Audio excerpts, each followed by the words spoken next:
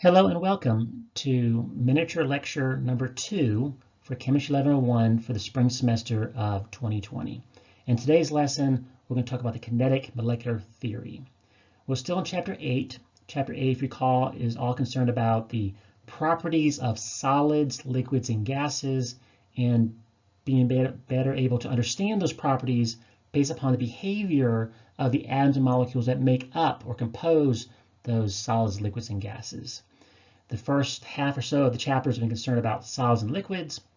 And as we finished talking about in the last lecture, we can predict or better understand at least the relative boiling points of a liquid or the relative densities of a solid based upon those intermolecular forces and how strong those intermolecular forces are. In the last part of this chapter, we'll turn our attention away from solids and liquids and their behaviors, which is largely based upon the presence and the influence of intermolecular forces, to gases where the intermolecular forces have very little influence at all.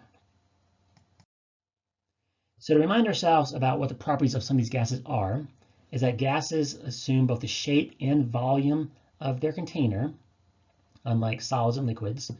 Gases are highly compressible. Highly compressible means that you're able to take a very large volume of a gas and with enough effort, enough force, you're able to compress it or reduce it down to a small volume. And gases have very low densities. Typically, for most gases, the density of the substance in the gaseous phase is about 1/1000th that of the density of the same substance in the solid or liquid phase. So all of these and others are observations of gases. These are just generic observations that seem to apply regardless of what type of gas we're dealing with or describing. All these observations are true. But in good science, good chemistry, certainly, we don't stop with observations. We want to ask good questions like, well, what is it about gases? Why is it that gases have these properties which are so distinctly different from solids and liquids? And then hopefully that'll lead to some sort of explanation, a hypothesis, or a theory, or some sort of model that will then help us explain these observations and others. And I said the purpose of this miniature lecture is just to go into more detail as to what type of explanation we'll use to explain these as well as other properties of gases. So the explanation we'll use is what's called the kinetic molecular theory of gases, or the KMT. So notice this is a theory, which means that it's a well-established explanation. Doesn't mean necessarily perfectly true, but it is based upon hundreds, if not thousands, of experiments. And so it is our best guess currently as to how to explain the properties of gases. So a gas, the first part of this theory, first statement of this theory, is that a gas is, of course, a collection of atoms and molecules like any other substance. And these gaseous particles are in a constant straight line motion. In other words, that these objects represent the gas particles. If they're in their container, they're just constantly moving in one direction until they reach a barrier, they reach the container walls or reach something else that forces them to bounce off and bounce in another direction. In other words, these molecules are moving in this straight line motion. It's kind of moving in random directions. They don't have any sort of purpose to their movement. Well, if this is a good part of this explanation, it should help us explain some observations. And this one, as well as the others, will do. And the part that the observation that this explanation helps us explain is the fact that gases assume the shape and volume of the container. So if these gas particles don't have any sort of purpose to their movement, as the shape of the container changes, then as these particles would just simply fill the shape of that new container because they're just moving in random directions, or as the volume of the container changes, the volume of the gas inside that container will also change, because once again, these molecules are just moving in random directions with no overall purpose. The second statement, and one of the more important parts of this theory, this explanation for us, is that gas particles do not attract one another, nor do they repel each other. Or in other words, very importantly, unlike solids and liquids, where those intermolecular forces are very important in influencing their properties, the physical properties certainly of solids and liquids, for gas particles, we're going to assume that they practically have no intermolecular forces, no attractions between one particle and another particle, even if these particles are fairly close to one another. And the second part of this second statement is that when collisions do occur, the gas particles will perfectly bounce off each other. So when they bouncing around randomly, as we saw on the previous slide, eventually they will collide with one another. When they do collide with one another, the collisions are still called elastic, which means they conserve energy. So they just bounce off each another and they move in the opposite direction with the same amount of energy they had before the collision. And that's true whether they bounce off each other or whether they bounce off the inside walls of a surface or the inside walls of their container.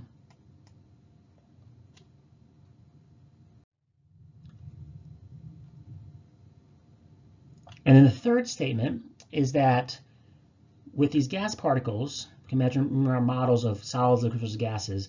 With gas particles, there is a lot of empty space between the individual gas particles compared to the size of the particles themselves. So this is kind of a picture of what the gas particles may look like, but if this were drawn really better to scale, then the gas particles would be just these tiny, tiny, tiny dots bouncing around the container. So even in a closed container, the volume of the container is very, very large compared to the physical volume of these particles. And because of that, that's true. That's the reason why gases are highly compressible. Because if I'm taking a gas and I'm able to compress it, reduce it to a much larger volume, then practically speaking, all those gas particles have to go somewhere. And so if there's lots of empty space already available, then there's lots of space for those particles to go when I'm reducing the overall volume to a much smaller value. And this is also why gases have very low densities that are about 1,000 times lower than that of solids or liquids. A density is, as we call it, a measure of something you'd observe. It's a measure of the ratio of the mass of the object to the volume. And if there's very, very few particles in a given volume of gas, very few particles, very few molecules, that's going to give you a very small mass. A very small mass in a volume will give you then typically a low density of substance. And then finally, the fourth part of this kinetic molecular theory, this fourth part of this explanation, is that the Kelvin temperature, this is a new temperature unit, also called the absolute temperature. This Kelvin temperature is a measure of the average kinetic energy of these molecules. It's a measure of, on average, how the kinetic energy, which is a measure of, indicates how fast these molecules are moving, energy of motion of these gas particles. So if you have gas particles bouncing around in your container, if it's at relatively low temperature, then it means the molecules are still bouncing around, but if it's at low absolute temperature, low Kelvin temperature, that means they're bouncing around with relatively slow speeds on average. Whereas the same substance at a higher absolute temperature, molecules are still bouncing around, but now they're bouncing around with more energy, more speed. So overall, on average, these molecules are moving faster on average because they're at higher temperature compared to those at lower temperature. So temperature, something we measure, is actually a reflection of something that's happening on the molecular scale. So this is something someone said one time, that the thermometers are molecular speedometers. So thermometers, what we measure, are just indications of how fast the molecules are actually moving. So notice that in this last statement, we used the idea of Kelvin temperature, something we haven't introduced yet. So I want to spend our last slide just associating Kelvin temperature with a temperature scale that we have been introduced to, but it has been a while now.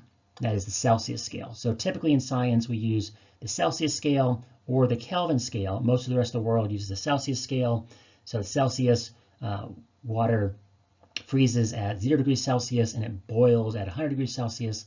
At Kelvin, notice that a 100 degrees Celsius temperature is the same as a Kelvin temperature of 373.15. Likewise, a 0 degrees Celsius temperature is the same as a 273.15 Kelvin temperature.